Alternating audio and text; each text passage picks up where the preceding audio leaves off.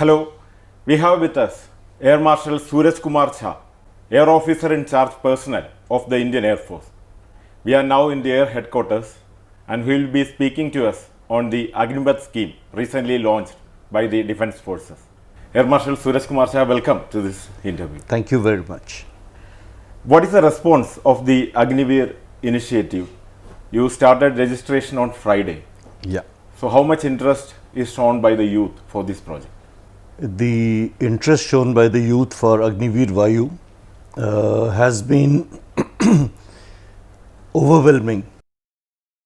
In just over 4 days, we have received more than 1.5 lakh registration, and we still have more than a week to go. So we are expecting a very good response. Actually, you have fixed a specific number of Agniveers for this year. I think it is 3,000. It is 3,000, yes. Can this number go up if the scheme is found successful? This number will go up. We already have a roadmap in which next year we will be inducting 3,500 and 4,400 after that, and thereafter it will keep increasing. So what transformation will it bring in the Indian Air Force, this project? You know, through this Agniveer Vayu, as we will call our Agniveers, we are expecting a huge transformation. Number one, it will reduce the age profile of our main combatant force, the young people below the personnel below the officer rank. Number two, we are expecting to train them in a different manner, where we will utilize their inherent tech savvy traits. You know, the youth today is very familiar with computers, with smartphones, they are much more aware. We are going to utilize these skills of theirs. They are also more adaptive to modern technology. So we will utilize these inherent traits and train them, channelize them in a certain manner for overall advantage of the Indian Air Force. Actually, Kargil War is being quoted during the discussions of this Agnipath project. You yourself fought the Kargil War, I know. Yes. So what issues were identified after the Kargil War? You know, I was one of the frontline pilots during Kargil War, and all due credit must go to my people and all people in the Indian Air Force, that for people like us who were fighting the war, no shortcomings was ever made to be felt. We were flying 24/7, our readiness times were very short, so there was no shortcoming in the field at that time. However, the Kargil Review Committee took a much broader view of the entire Kargil episode or the Kargil conflict, and one of their key recommendations was that there was a requirement to reduce the age profile of people in the armed forces, and Agnipath has emanated from that observation. I heard that the discussion started in 1984 about such a scheme. So why did it take so long to launch the scheme? You would have realized in the last few weeks, ever since the scheme came out in the open, that this is a revolutionary idea. You know, it is breaking a lot of old perceptions. The divided opinion in the earlier days also showed that how the minds were fixed onto a certain pattern. After all, the armed forces in India and neighborhood have operated on a certain pattern for so many years, for hundreds of years, you know. So any such revolutionary change has to go through very deep analysis and an opportune moment when the environment is right. Only then such schemes can be launched, you know. So while it has been in the making for over 30 years in some form or the other, but the form itself got crystallized in the last few months that 4 years and the numbers, and accordingly the scheme was launched. Even though this scheme is being discussed for more than 30 years, there is a criticism that it was brought without much consultation or discussions. So many opposition parties were saying like that. So how will you counter that? No, not at all. I do not subscribe to this view, because there were a series of consultations. Now, you know, in a democracy, and in a big democracy like India, it may not be possible to consult each and every person or open such schemes to general public comment, because this is something that the public may not have seen, and they may view it in a very different manner. However, internally and with all the stakeholders at multiple level, including the affected people, the decision makers, the people who have to operate in the field, we have had a series of consultations. So I don't think we missed out on any such thing. But how do you see the protests which happened after launching the scheme? I have maintained that much of the protest was arising either out of ignorance or was manipulated, or because of certain vested interest. You would also have seen that the protests died down as quickly as they came up. Once the scheme was understood in its entirety, most of the people have accepted it, and the response to our opening the registration is the proof. Actually, the main concern expressed during these protests was that after 4 years, these Agniveers have to go out of the service. Why you limited the number to 4 years? You know, 4 years is a very good period. We are taking between 17 and a half to 21. It means that the oldest person normally would go out at 25. Only for this year we have made it 23, which means the oldest person to go out will be at 27. If you see the employment opportunities in other fields, both organized, unorganized, in government, private sector, there are a lot of opportunities between 25 to 30 years of age. The more we would have delayed, the longer the initial tenure would have been, many of these avenues would not be available to the young people at that time. So, and this is a long enough period to provide, to give a good training, to give him good experience, and for him to assess how does he like the armed forces, whether he wants to make it his permanent career choice or not. So what will be the process to retain 25% of Agniveers in the forces after they complete their service? The process is a very engaged process and an absolutely transparent process.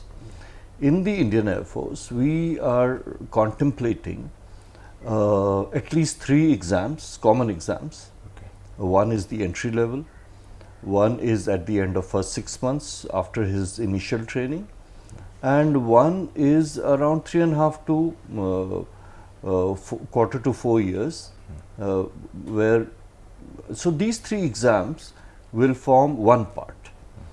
Then we will also be giving him training after every year, or maybe even earlier if he is quick on the uptake.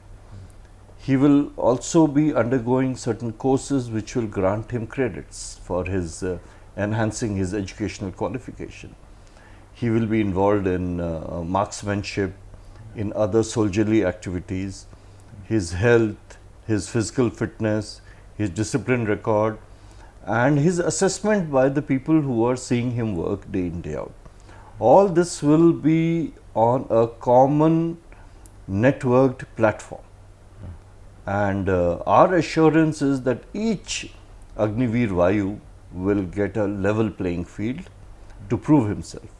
And based on this, we will keep the 25% best suited to IF requirements. Could you elaborate more on what kind of training they will get during these 4 years? You know, the training are of different types. Some part of the training is building his personality, his language, his communication, his dress, the way he walks, the way he talks, the way he conducts himself, discipline. Then there are certain things which are basic soldierly traits, survival skill, firefighting skill, marksmanship, handling of weapons, and parade marching, physical fitness, punctuality, and all that. And then there will be skill training. You know, the skill training will depend upon his aptitude, depend upon his qualifications, and it will be in many fields. Air Force is a very big organization. Our spectrum is extremely wide. So, depending upon his interest and the skills that he has, we will be giving him skill-based training in that domain, that area. Okay. What kind of jobs he can expect, sir, after coming? Any job. You name a job, almost any kind of job, from logistic chain management to being electrical and power storage specialist, to accounting services, to maintaining aircraft, to operations, jobs in operations, in the aviation sector, in meteorology, and so many things it can. Actually, Agniveer would form a distinct rank that is different from the existing ranking system in the defense forces. So I think there will be a separate insignia for them having a different rank. So why is their rank different from others? You know, even today we have AC, and then a LAC, then a corporal, then a sergeant, then a JWO, warrant officer. So all these are different ranks. Even amongst officers, there are different ranks. So since Agniveer will form a distinct class of people, distinct section of combatants, they will have a separate insignia. We were hearing about one rank, one pension earlier, but the main criticism is that this will go against that theory. Yes, you know, since this is part of the terms and conditions, and the Agniveers are not eligible for pension, so obviously they will not fall in the gamut of one rank, one pension. Yes. So there is a concern that the short service personnel may affect the combat preparation of the defense forces. So how will you counter that criticism? You know, this is again a misconception. As has been brought out time and time again, that ultimately we will be retaining people from among the Agniveer, and there will be enough people. In the case of Indian Air Force, 70 to 75% of people who will be the experienced people, you know, because in the Air Force, as you are aware, after Agniveer 4-year tenure, he will serve for minimum 20 years more, those who we retain.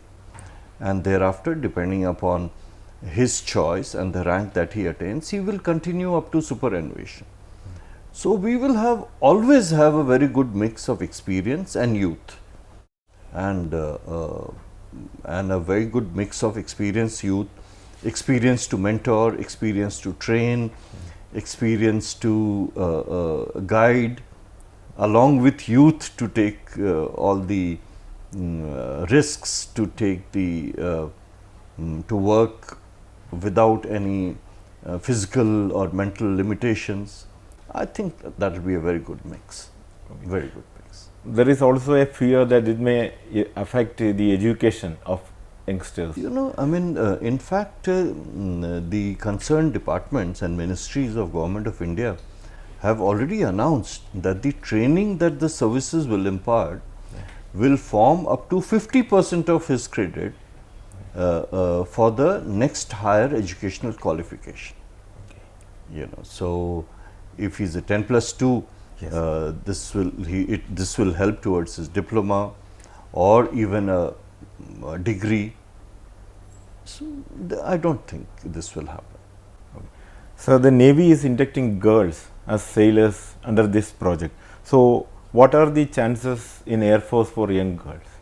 the chances in the Air Force for a young girl is 100%. We will also induct, but this time we are not inducting.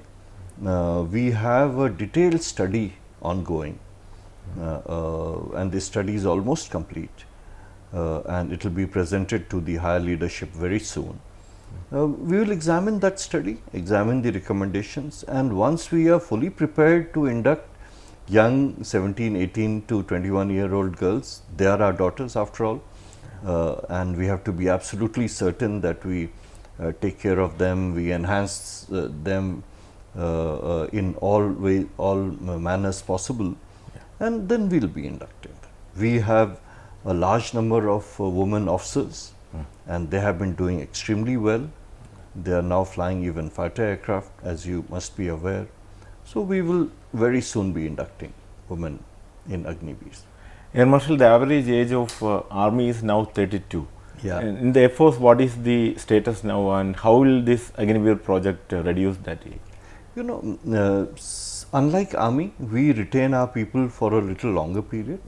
So our average age is close to 34 years, 34 to 35 years. Sometimes it depends year on year, depending on how many people join, how many people leave. So it varies between 34 to 36. We will also be bringing it down to 26, 25 to 26. So apart from this Agnipath scheme, what are the modernization projects which is being done by the Air Force? See, modernization is an ongoing process, you know. As the technologies emerge, the threats emerge, the capabilities emerge, we will continue modernizing.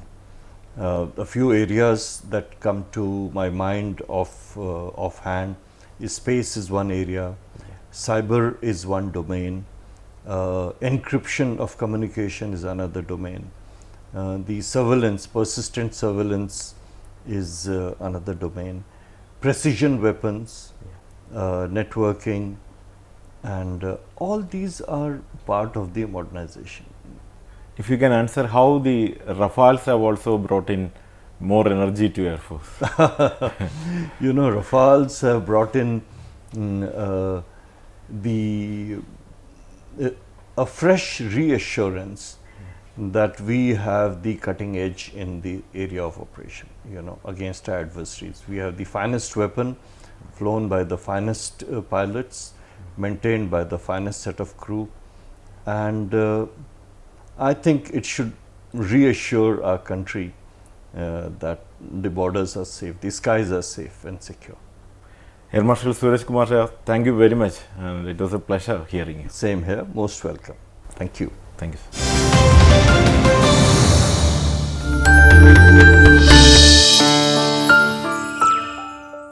If you like this video, please like, share and subscribe to our channel.